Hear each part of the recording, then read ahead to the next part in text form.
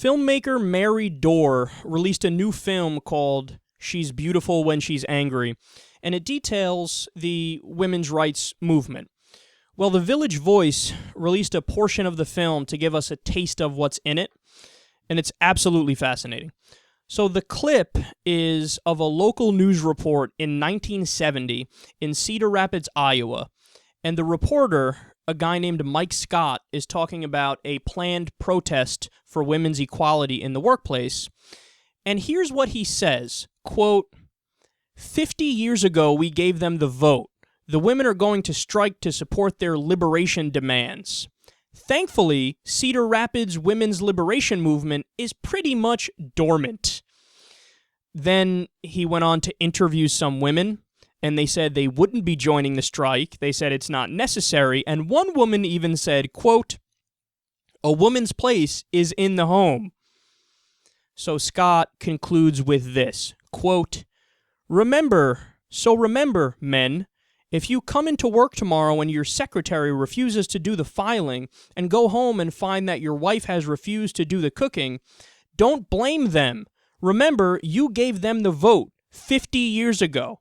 This is Mike Scott, male chauvinist, TV9 Eyewitness News. Whoa. That was just a regular local news broadcast in 1970. That's not that long ago. Openly saying, hey, I'm a chauvinist. Openly saying, don't blame these women. I mean, blame yourselves for even giving them the right to vote in the first place. That's what led to this new problem. Hello? See, here's why this is a really interesting story. We always take for granted today and forget that racism and sexism historically have always been the default. It's always been the of course position. People don't understand that today, that the norm was for white people to throw around the N-word like it's nobody's business and to naturally just accept that they think black people are inferior. The default position was like, what do you mean a woman's position is not in the kitchen and not at home? Do you not understand how the world works? These were the default positions. And again, stop and realize this is 1970 we're talking about here. If that's what it was like in 1970, what do you think it was like in 1905? The idea of a woman leaving the house without a man by her side, basically everywhere in the world was Saudi Arabia.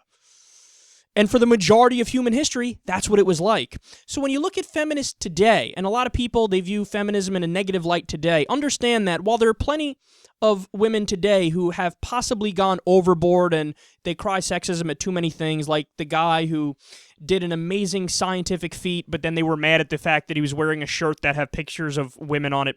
Sure, some feminists go too far. There's no doubt about that. But understand that the core of feminism strikes at something that is very, very important and absolutely necessary given history. The core of it is, I forget who came up with this quote, but it's the radical idea that women are equal to men. And that's all that really matters in terms of what people should be fighting for and what we should try to remember and what we should try to make our perception. Because when you read stories like this, it's a stark reminder that all this advancement that we have in progressive societies and in the population and with our mental approach to things, it's all fairly recent and it can all go away pretty quickly, which is why we always need to engage in the constant battle against racism and sexism.